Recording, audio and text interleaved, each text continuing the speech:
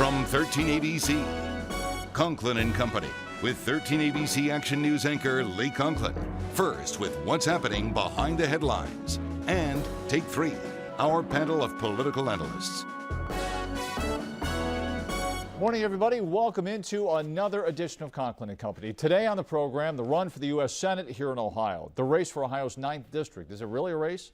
And the battle for the White House. Political pollster Fritz Wenzel back on the program in Take 3 today. Also, the contest for Lucas County Commissioner.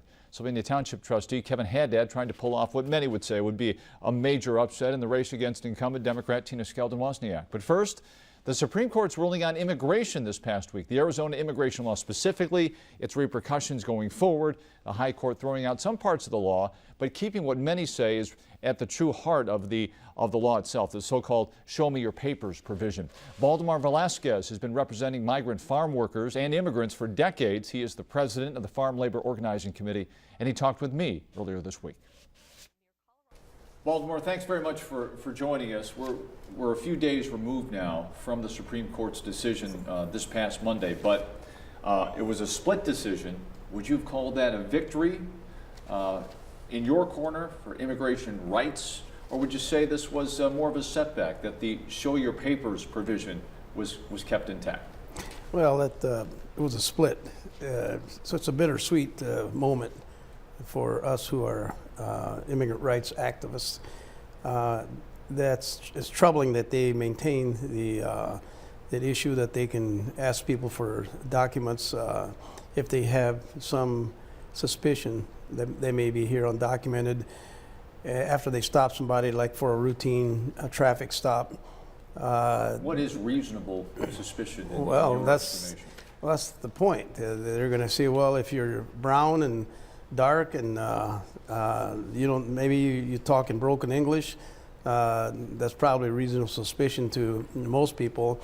And although this pertains to the law in Arizona, there's many local police who use that discretion to venture into that immigration issues when they stop people even here in Ohio. I want to ask you about that. You're quoted in the newspaper saying that you've known people with Flock and other colleagues of yours who you believe have been stopped because of racial profiling. Do you know that for a fact, or is it just your opinion? No, it's my personal staff. Maria Garcia, who's a very dark-skinned Mexican woman, speaks very broken English. She's from Brownsville, Texas. She worked 19 years harvesting cucumbers in Northwest Ohio. It made farmers a lot of money in this area. She's an American citizen, but she's never learned English really well.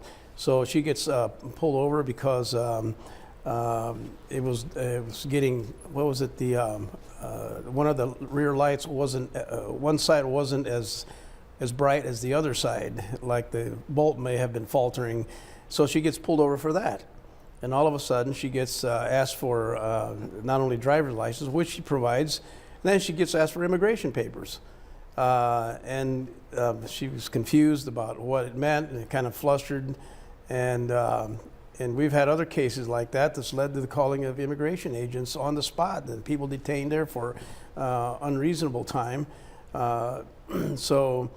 And then we've had cases just recently in Toledo where they interrogated the passengers. We had a fellow just last week who had a valid driver's license and social security number that he left in his other car, but he was asked for that information as a passenger, which the police had no right to do. They stopped the other fellow for a traffic violation. So these are problems that happen, and if they end up in deportation proceedings, they're going to find out some may be citizens. You're going to find others are in process of the immigration status, and finally, you know, we have people who get deported whose families are here, which the directive of the immigration issued a discretionary powers pronouncement, some 8 months ago, saying that the user discretion to focus on real criminals, not innocent people who are partially documented or in process, or families end up dividing families. The children are American-born citizens, or the wife may be an American citizen, or vice versa. And there's just a lot of questions that go into the immigration laws that local police have no knowledge of. President Obama came out after 3.5 years and said, let's do this, let's reform it in this, where children of immigrants will not be deported. A kind of a quasi-dream act, if you will. Yes. Mitt Romney backtracked on a tough stance he had early in the campaign, saying he'll deal with it if he's elected at that time. How important is immigration in this election going forward, in your estimation? It's going to be very extremely important. You've got swing states, states heavily populated Latino votes, Texas, California, Florida, and others with burgeoning populations of Latinos, including the state of Ohio. Almost 5% of the electorate now are Hispanics in the state of Ohio. And in very, very close races, that could be the margin of going one way or the other. And let me tell you one thing, the people who are harsh on immigrants are looking very negatively in the eyes of the Latino population in this country today. I would say that 80 to 90% of all Latinos are impacted by this issue because they're either related to, know someone, friends with, colleagues with, other people who have someone in their family that's involved in this immigration issue. And would you agree that illegal immigration is a problem and states have the right to secure their borders? That's always been a problem historically in this country. Sometimes it's been more important than other times. And when it seems to be important is when the economy is going very bad. This has happened historically in this country time and time and time again.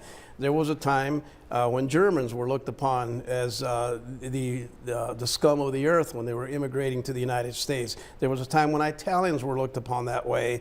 And then there was a time when the Chinese were looked at on that way. There was a time now where the Asians were looked upon that way. Now it's the Mexicans. It's the same thing. It's all because their economy is going bad. They got to blame someone. And so they think that this is going to be one of the things that they can blame on. That's why it's so important this election year. And the economy has always played a big factor of how the electoral votes go. And so it's just going to be an extremely important issue. However, in the future, because of the amount of the Latino population in the United States, and more of them who are born in the U.S., who are children of undocumented immigrants, who were born here as American citizens, more and more of them are becoming eligible to vote now, turning voting age. And they're going to remember how they were treated, how their parents were treated. And I think this is what's got the Republicans scurrying and Mitt Romney backtracking on things on immigration because of the future of the Republican Party. Right now, it's not looked upon too kindly by the Latino population. Do you think the Supreme Court rules on Arizona? President Obama has said that this needs to be a federal issue, that a federal reform needs to take place, but also says, and as does Mitt Romney, some states need to be able to call their own shots on this. What's your feeling on that? There has to be a balance between state rights and federal rights. We crossed that path more recently in a big way in the civil rights movement. That was the big debate then, whether the states had a right to invoke their own voting procedures and so on, and therefore the Voting Rights Act, the federal law superseded the state laws. I think the supremacy clauses in our Constitution is just very important to keep the nation united and streamlined, and immigration laws have been within the purview of the federal government and not state governments, and it should stay that way because we have to have conformity of immigration laws across the board. Otherwise, what are you going to do? Everybody's going to run off and do their own thing, and go state to state. Go state to state, and people are going to wander from one state into the other. They're in trouble in one state and not in the other. There's got to be some kind of conformity. How important is it that we get that national immigration reform that the president has talked about, that Mitt Romney does talk about, John McCain talked about when he ran in 2008? How important is it that there is blanket immigration reform? I think when the economy gets better, we're going to be able to transcend using this issue as a political football. And I think when we transcend the really irresponsible debates that go on now on this issue, we'll see that we're going to come into some kind of practicing what we preach in terms of what we say we believe. We're supposed to believe in free trade and free markets. Well, the labor market is a market also, and what drives the labor market is what drives anything else, the law of supply and demand.